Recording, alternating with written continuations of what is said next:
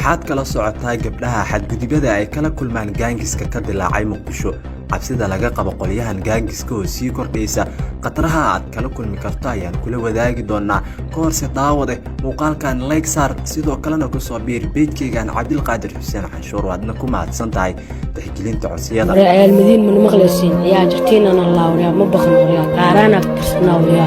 dad qorta goona real Madiina faraanidooda gooyaa wariya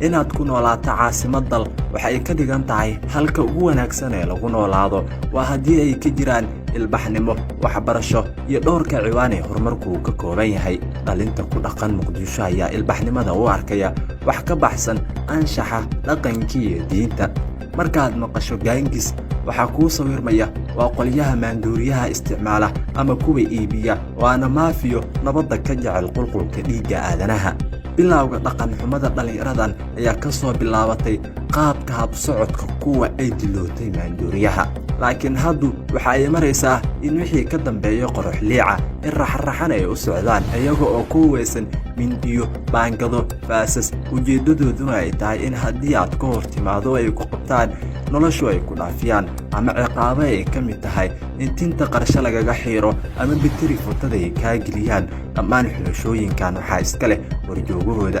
sheekada la yaabka leh ee gaangiskan waxa ay tahay inay leeyihiin akoono xiriirka baraha bulshada sida TikTok halkaa oo ay ku soo gudbiyaan xadgudubyada ay kula kacaan cidda ay qabtaan muuqaalo ay ka duubaan waxaa kaga sii daran kuwa ku dhiirigeliya oo xaafadba mar u tilmaama si ay dhibaatooyin ay kaga geystaan dhibaatada dhalinyaradan ay u geystaan dadku kaliya waxay markii hore ay ku koobneed dhalinyarada iyo sidoo kale odayaasha laakiin haddu waxay u tilaabtay dhanka haweenka iyadoo oo waqtigan cabasho xoogan laga muujinayo xaafada ka mid ah Madiina si gaar ah xaafada Buula Xulfuy waa halka ugu daran halka sidoo kalena degmada Kaaraan qayb ay ka tahay xaafada ka mid ah Jamhuuriyadda Argentina xaawo casri iyo sidoo kale aaga xaafada Al-Cadaala xitaa ay adag tahay in maalintii aad socoto haddaba daawade ilaa iyo dhamaadka warbixinta muuqaalkan daawade haddii aad inala joogtay halista gaangiskan adigu xaafadaada ka jirtaa maxaas xal u ah Muqdisho yeesa tahay waxay ka qabato dhalinyaradan gaangiska ah إنك لن تخرق الأرض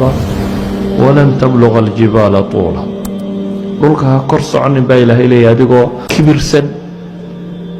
waayo dhulkana jeexi maysid baa Ilaahay yidhi buuraana gaadhi maysid إنك لن تخرق الأرض ولن تبلغ الجبال طولا dhulka kor soconin baa Ilaahay leeyahay adigoo kibirsan waayo dhulkana jeexi maysid baa Ilaahay yidhi buuraana gaadhi maysid